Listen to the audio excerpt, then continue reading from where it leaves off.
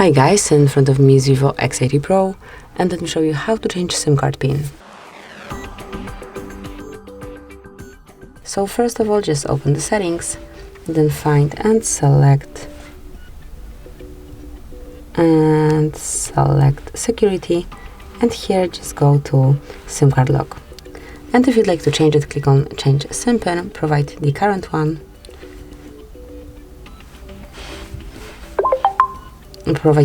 one, and now the new one. Then re-enter this new pin, and that's it. As you can see, SIM pin has been changed. So that would be all. This is it. Thank you for watching. Please subscribe our channel and leave the thumbs up.